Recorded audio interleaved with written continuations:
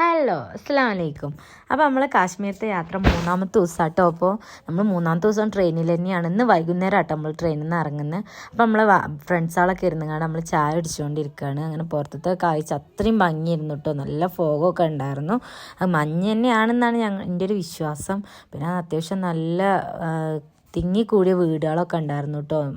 പകുതി പണി തീർന്ന വീടുകൾ അതിലൊക്കെ പക്ഷെ താമസിക്കുന്നുണ്ടായിരുന്നു. അങ്ങനെ ഇരുന്നപ്പോഴാട്ടോ ഞങ്ങൾ പ്ലാൻ ഒന്ന് ചേഞ്ച് ചെയ്യാൻ വിചാരിച്ചു. കാരണം ഞങ്ങളെ കൂടെ ഉള്ളവരൊക്കെ ആഗ്രയിൽ ഇറങ്ങുകയാണ്. അതായത് തിരിച്ചു പോരുമ്പോൾ എന്തായാലും ഡൽഹി കാണാനോ താജ്മഹൽ കാണാനുള്ള ആ ഒരു കപ്പാസിറ്റി ഉണ്ടാവില്ല പറഞ്ഞിട്ട് ഓരെല്ലാവരും ഇറങ്ങുകയാണെന്ന് പറഞ്ഞപ്പോൾ ഞങ്ങളും ഇറങ്ങുക മൈൻഡിലേക്ക് എത്തിയിട്ടോ.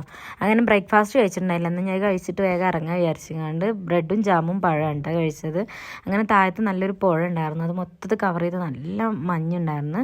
അങ്ങനെ പെട്ടിയും കിടക്കിയൊക്കെ എടുത്തുകൊണ്ട് ഞങ്ങളൊക്കെ റെഡിയായി. നമ്മുടെ അപ്പുറത്തെ ചേച്ചിമാരോട് ടാറ്റയൊക്കെ പറഞ്ഞുകൊണ്ട് ഞങ്ങൾ ഇറങ്ങി കേട്ടോ. അപ്പോൾ കുറച്ച് ടീം ഇവിടെ നിന്ന് വേറെ സ്റ്റേക്കാണ് പോകുന്നത്. അങ്ങനെ ഓരോരുത്തർ ഞങ്ങൾ യാത്രയൊക്കെ പറഞ്ഞുകൊണ്ട് ഞങ്ങൾ പിരിഞ്ഞു. ഇനി ബാക്കി ഞങ്ങൾ കുറച്ച് ടീം ഉണ്ടായിരുന്നു. ഓരോ കൂട്ടാണ് കേട്ടോ. ഇനി നമ്മൾ ഡൽഹിയിലേക്ക് പോകുന്നത്. ഡൽഹിയിലേക്കല്ല, ആഗ്ര താജ്മഹലിലേക്ക് പോകുന്നത് കേട്ടോ. അങ്ങനെ ബാർഗെയിൻ ചെയ്തിട്ട് വേണം നമ്മൾ അവിടുന്ന് എന്തും ചെയ്യാൻ വേണ്ടിയിട്ട്. കാരണം നമ്മൾ ടൂറിസ്റ്റ് ആണെന്ന് അറിഞ്ഞു കഴിഞ്ഞാൽ അത്യാവശ്യം നല്ലോണം ഒരു നമ്മുടെ അടുത്ത് ചെയ്യാൻ നോക്കുക. അങ്ങനെ ബാർഗെയിൻ ചെയ്ത് ഞങ്ങൾക്ക് അത്യാവശ്യം ഒരു പാകത്തെ റേറ്റിൽ കിട്ടി. അപ്പോൾ ഞങ്ങൾ ഇനി അങ്ങോട്ട് പോവാണ് കേട്ടോ. ഞങ്ങൾ 3 വണ്ടിയിലായിരുന്നു ആൾക്കാർ പോകുന്നുണ്ടായിരുന്നത്.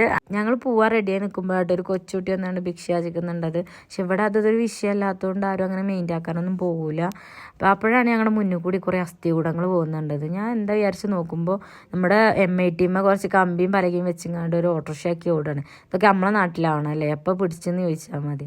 അങ്ങനെ നിൽക്കുമ്പോഴാട്ടോ ഒരു പേരറിയാത്ത രാജാവ് വാളും പിടിച്ച് നിൽക്കുന്നത്. അപ്പോൾ മനസ്സിലായി എന്തായാലും ഇത് ഡൽഹി തന്നെയാണെന്നുള്ളത്. അങ്ങനെ ഇത് നമ്മുടെ ആർമിക്കാരുടെ ഒരു സെക്ഷനാണെന്നൊക്കെ പറഞ്ഞങ്ങാണ്ട് ഭയങ്കര തള്ളലായിരുന്നു കേട്ടോ നമ്മുടെ ഡ്രൈവർ. ഒന്നും മനസ്സിലായില്ലെങ്കിൽ ഞങ്ങളൊക്കെ പറഞ്ഞങ്ങാണ്ട് ഭയങ്കര മൂളിക്കേക്കലായിരുന്നു. ഇതെന്തോ ഡിപ്പോയോ അങ്ങനെ എന്തോ ആണെന്ന് പറഞ്ഞ്. പിന്നെ അതിൻ്റെ അപ്പുറത്താണ് കേട്ടോ നമ്മുടെ താജ്മഹൽ മെട്രോ സ്റ്റേഷൻ വരുന്നത്. അതിൻ്റെ അടുത്ത് തന്നെയാണ് നമ്മുടെ താജ്മഹൽ വരുന്നത്.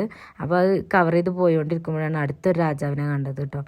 അങ്ങനെ ഞങ്ങൾ അവിടെ എത്തി. അപ്പോഴാണ് ഒരു ചേച്ചി വന്നുകൊണ്ട് ഷൂ കവർ വാങ്ങാൻ പറഞ്ഞത്. 10 രൂപയാണ്. അപ്പോൾ വാങ്ങിന്ന് പറഞ്ഞു.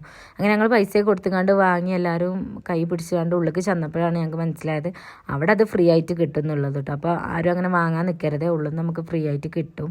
അങ്ങനെ ഞങ്ങൾ അവിടുന്ന് പോന്ന് അത്യാവശ്യം ഗേറ്റ് കഴിഞ്ഞ് നടക്കാനുണ്ട് കേട്ടോ. നമ്മൾ വെസ്റ്റ് ഗേറ്റ് വഴിയാണ് പോയത്. അങ്ങനെ അതാവുമ്പോൾ നമുക്ക് ഫ്രണ്ട് വഴി നമുക്ക് മുന്നോട്ട് എൻട്രി ചെയ്യാനുള്ളൊരു ഓപ്ഷൻ ഉണ്ട്. അങ്ങനെ ഞങ്ങൾ ടിക്കറ്റ് ഓൺലൈൻ ചെയ്തുകൊണ്ട് തന്നെ ഞങ്ങൾക്ക് കൂടുതൽ വരിയൊന്നും നിൽക്കേണ്ടി വന്നില്ല കേട്ടോ. കാരണം നമ്മൾ ഓൺലൈൻ വഴി ചെയ്താൽ നമുക്ക് അത് കാണിച്ചു കൊടുത്ത് വേഗം ഉള്ളിൽ കയറാൻ പറ്റും. അതാണെന്നുണ്ടെങ്കിൽ അത്യാവശ്യം നല്ല ലോങ് ആയിട്ടുള്ള വരി തന്നെ ഉണ്ടായിരുന്നു. അങ്ങനെ അതൊക്കെ കഴിഞ്ഞത് നമ്മൾ താജ്മഹലിൻ്റെ മെയിൻ ഗേറ്റിൻ്റെ മുന്നിലേക്ക് ഞങ്ങൾ എത്തിക്കണം കേട്ടോ. ഇവിടുന്ന് ഇങ്ങോട്ട് നമ്മൾ ആ ഒരു മുന്നിലേക്ക് നടന്നു പോകുമ്പോൾ ഉണ്ടാണ് ആ ഒരു ഫീൽ ഉണ്ടല്ലോ, അതൊരു 1.5 കേട്ടോ. കാരണം ആ വെളിച്ചത്തുനിന്ന് ഇങ്ങോട്ട് പെട്ടെന്ന് നമ്മളെ താജ്മഹലാണ് വിസിബിൾ ആകുമ്പോൾ അത് വേറൊരു ഫീലായിരുന്നു. എന്തുകൊണ്ട് ഇത് ലോകാത്ഭുതങ്ങളിലൊന്നായി എന്നുള്ളത് നമുക്ക് അവർക്ക് ചെന്നാൽ മനസ്സിലാവും കേട്ടോ. കാരണം അന്നൊരു ഫെസിലിറ്റീസോ അല്ലെങ്കിൽ ഇത്രയും എക്യുപ്മെൻറ്റ്സോ ഇല്ലാത്ത കാലത്ത് ഇത്രയും വലിയൊരു കെട്ടിടം മാർബിൾ മാത്രം വെച്ച് പണിയണമെന്നുണ്ടെങ്കിൽ അതിന് അത്രയും എഫേർട്ട് എടുത്തിട്ടുണ്ടാവും. അപ്പോൾ ഇത് ലോകാത്ഭുതങ്ങളൊന്നും ആക്കിയിട്ടില്ലെങ്കിലേ അത്ഭുതമുള്ളൂ കേട്ടോ. അങ്ങനെ നല്ല ഭംഗിയുണ്ടായിരുന്നു കാണാനായിട്ട്. പക്ഷെ നമുക്ക് ഉള്ളിലേക്ക് ഫോൺ അലൗഡ് അല്ലാത്തതുകൊണ്ട് നമുക്ക് ഉള്ളിലത്തെ വീഡിയോസുകളൊന്നും എടുക്കാൻ പറ്റിയിട്ടുണ്ടായിരുന്നില്ല. അങ്ങനെ ഞങ്ങൾ താജ്മഹലിനോട് യാത്ര പറഞ്ഞ് ഞങ്ങൾ ഇറങ്ങി. അവിടുന്ന് സ്പെഷ്യലായിട്ടുള്ള ആഗ്രാപേട വാങ്ങാമെന്ന് പറഞ്ഞങ്ങാണ്ട് കയറിയതായിരുന്നു. പക്ഷേ ഭയങ്കര റേറ്റ് ആയതുകൊണ്ട് ഞങ്ങൾ വാങ്ങിയില്ല കേട്ടോ. കാരണം 3-4 പീസിന് 150, 350 ഒക്കെയാണ് ഒരു പറഞ്ഞിട്ടുണ്ടായിരുന്നത്. പിന്നെ വീഡിയോ അലൗഡ് അല്ല എന്ന് പറഞ്ഞ് എന്നെ ചീത്ത പറഞ്ഞപ്പോൾ ഞാൻ വേഗം നിർത്തി വെച്ച്. പിന്നെ ഞങ്ങൾ ഫുഡ് കഴിക്കാൻ പോയി. ഏത് കഴിക്കുന്നുള്ള ഒരു ഗൂഢമായൊരു ആലോചനയില്ല കേട്ടോ എല്ലാവരും. അവസാനം ഞങ്ങൾ ബിരിയാണിയിൽ തന്നെ ഉറപ്പിച്ചു. ബിരിയാണി ആദ്യം നമുക്കൊന്ന് ടേസ്റ്റ് ചെയ്ത് നോക്കാറുണ്ട്. അങ്ങനെ ഞങ്ങൾക്ക് ഒന്ന് കൊടുന്ന് തന്നു കേട്ടോ. അപ്പോൾ അത്യാവശ്യം നല്ല ടേസ്റ്റൊക്കെ ഉണ്ടായിരുന്നു. അങ്ങനെ എല്ലാവരും അത് വാങ്ങിച്ച് കഴിച്ച് നമ്മൾ റിട്ടേൺ കൊടുന്നാക്കി കേട്ടോ. അപ്പോൾ ഇത്രയും വൃത്തിയില്ലാത്തടത്ത് ഇരുന്നെങ്ങാണ്ടൊക്കെ ഫുഡ് ഉണ്ടാക്കി കഴിക്കണമെങ്കിൽ ഇവിടുത്തെ നമ്മുടെ ദാരിദ്ര്യം എത്രത്തോളം ഉണ്ടെന്നുള്ള നമുക്ക് ആലോചിച്ചാൽ മനസ്സിലാവും കേട്ടോ. പിന്നെ നമ്മുടെ ഇന്ത്യയുടെ പതാക കണ്ടത് ഡൽഹിയിൽ നമുക്ക് എത്തിക്കഴിഞ്ഞാൽ ആദ്യം കാണാൻ പറ്റുന്നതാട്ടോ. പക്ഷെ ഞാൻ കണ്ടത് അവസാനമാണ്. പിന്നെ ഞങ്ങൾ ട്രെയിന് കാത്തുനിന്നു. അത്യാവശ്യം ഡിലേ ആയിരുന്നു കേട്ടോ. ട്രെയിന് ഭയങ്കര ഡിലേ ആയിരുന്നു. 3 മണിക്ക് വരുന്നതാണ് ട്രെയിന്. 4:30 ആവാനായിരിക്കും നമ്മുടെ ട്രെയിൻ വന്നപ്പോൾ. പക്ഷെ നമ്മൾക്ക് ബുക്ക് ചെയ്തിട്ടുണ്ടായിരുന്നില്ല. ജനറലായിരുന്നു നമുക്ക് കിട്ടിയത് കേട്ടോ. സ്ലീപ്പറും കിട്ടിയിട്ടുണ്ടായിരുന്നില്ല, ജനറലായിരുന്നു. അത്യാവശ്യം നല്ല തിരക്കുണ്ടായിരുന്നു. അപ്പം നമുക്ക് അവിടെ നിൽക്കാൻ പറ്റാണ്ട് നമ്മുടെ ഫ്രണ്ട്സാർക്ക് സ്ലീപ്പർ കിട്ടിയിട്ടുണ്ടായിരുന്നു കേട്ടോ. അപ്പോൾ ഒരു സ്ലീപ്പറിൽ അവിടെ ഗ്യാപ്പ് ഉണ്ട് പറഞ്ഞപ്പോൾ നമ്മൾ അവിടെ പോയിട്ടിരുന്ന്. അങ്ങനെ പിന്നെ 2 മണിക്കൂറത്തെ യാത്ര ഉണ്ട് കേട്ടോ ആഗ്രയിൽ നിന്ന് ഡൽഹിക്ക്. അങ്ങനെ അതൊക്കെ കണ്ടിരുന്നു. ഇത് പൊല്യൂഷനാണോ അതോ ഫോഗാണോ എന്ന് തിരിച്ചറിയാൻ പറ്റാത്ത അവസ്ഥയായിരുന്നു കേട്ടോ. അത്രയും മഞ്ഞ് മരക്ക് എന്തോ ഒരു സംഭവം ഉണ്ടായിരുന്നു. പോകുന്നുണ്ടായിരുന്നു. പിന്നെ അത്യാവശ്യം പിരിവാരും നമ്മുടെ ട്രാൻസ്ജെൻഡേഴ്സൊക്കെ വന്ന് പോകുന്നുണ്ടായിരുന്നു കേട്ടോ അതേനെ. അങ്ങനെ നമ്മുടെ ബാക്കിയുള്ള ഫ്രണ്ട്സുകളോട് നമ്മൾ യാത്ര പറഞ്ഞ് ഇറങ്ങുകയാണ്. ഇനി നമ്മൾ ഓരോ കാണുമല്ലോ എന്നുള്ളത് അറിയില്ലെങ്കിലും ഞങ്ങൾ യാത്ര പറഞ്ഞ് ഇറങ്ങി. നല്ല നല്ല കമ്പനി ആയിരുന്നു കേട്ടോ. നമുക്ക് 3 ദിവസം പോയത് അറിഞ്ഞിട്ടുണ്ടായിരുന്നില്ല. ഇനിയാണ് നമ്മുടെ കഥ തുടങ്ങുന്നത് കേട്ടോ. കാരണം ഞങ്ങൾക്ക് ഊബർ ബുക്ക് ചെയ്യാനുള്ള ടൈം ഉണ്ടായിരുന്നില്ല. ഞങ്ങൾ ട്രെയിൻ ഡിലേ ആയതുകൊണ്ട് 3/4 മണിക്കൂറുള്ളൂ കേട്ടോ. പിന്നെ ഞങ്ങൾക്ക് ബസ് സ്റ്റാർട്ട് ചെയ്യാനുണ്ടായിരുന്നത്. അപ്പോൾ ഞങ്ങൾ കിട്ടിയ ഒരു ഓട്ടോക്ക് വിലയൊക്കെ പറഞ്ഞ് 300 റുപ്യക്ക് ഉറപ്പിച്ചുകൊണ്ട് ഞങ്ങൾ ആ ഓട്ടോയിൽ പോന്നു. പക്ഷേ മൂപ്പര് ഞങ്ങൾക്കിട്ട് പണി തന്നതാണെന്ന് ഞങ്ങൾക്ക് മനസ്സിലായിട്ടുണ്ടായില്ല കേട്ടോ. അയാൾ ഞങ്ങൾക്ക് ആകെ 3/4 മണിക്കൂറുള്ളൂ ബസ് എടുക്കാൻ. 20 മിനിറ്റ് കൊണ്ട് എത്തേണ്ട ദൂരം ഉണ്ടായിരുന്നുള്ളൂ.